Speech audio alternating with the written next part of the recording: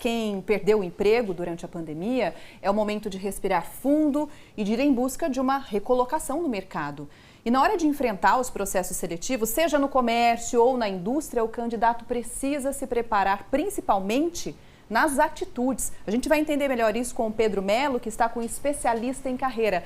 Pedro, eu digo atitudes pela questão emocional mesmo, né? A gente entende que ele perdeu o emprego, mas ter esse emocional abalado na hora da entrevista pode não fazer bem para ele, né? Para um desempenho legal durante a entrevista?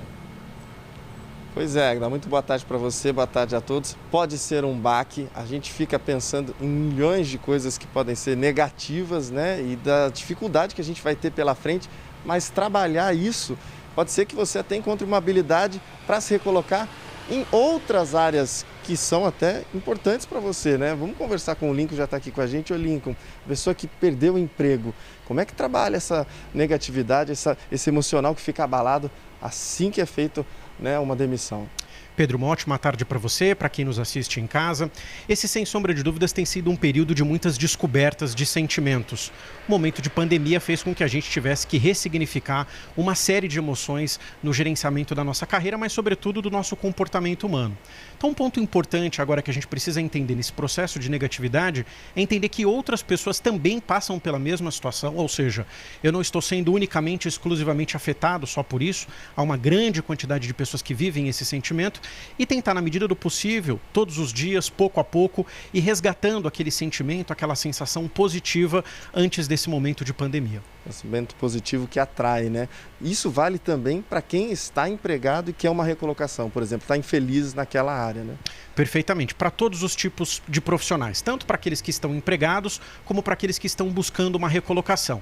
Para aqueles que estão trabalhando, vem um sentimento adicional, que é o sentimento da produtividade. Ele muitas vezes acaba sentindo que precisa produzir muito mais decorrente de todo o momento em que ele está vivendo. E aí o gerenciamento das emoções vira um grande borbulhão de coisas naquela carreira, naquele momento em que aquele profissional se encontra. Como é que a pessoa pode demonstrar, por exemplo, proatividade como uma das qualidades que ela tem numa entrevista que é agora, muito provavelmente, na grande maioria das empresas, feita de maneira online? Olha, a gente costuma dizer que existem dois tipos de RG, o físico e o digital.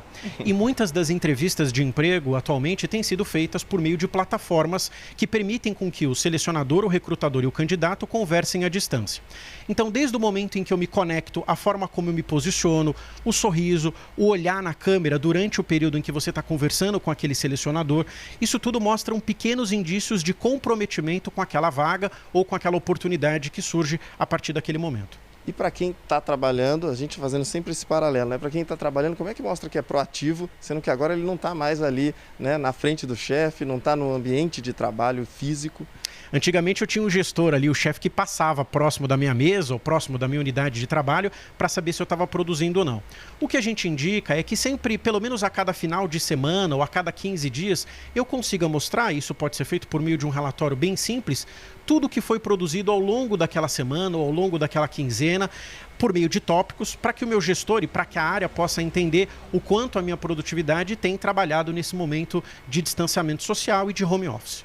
Legal, olha, muito obrigado pelas suas dicas, acho que são extremamente importantes e acho que ele falou uma coisa interessante, né, Rogério, Agda, essa questão da positividade, o pensamento positivo atrai bons fluidos, né, bons pensamentos para a gente se recolocar e buscar uma nova oportunidade. Eu volto com vocês. Eu acho que faz toda a diferença, não só na recolocação, mas para a vida em si, né? Quando você tem bons pensamentos, isso contagia todo o ambiente e claro que é favorável para que a gente se sinta bem e confiante. Pensa que não, mas fica mais confiante quando existe um pensamento positivo aqui na cabeça. Obrigada, viu, pelas informações.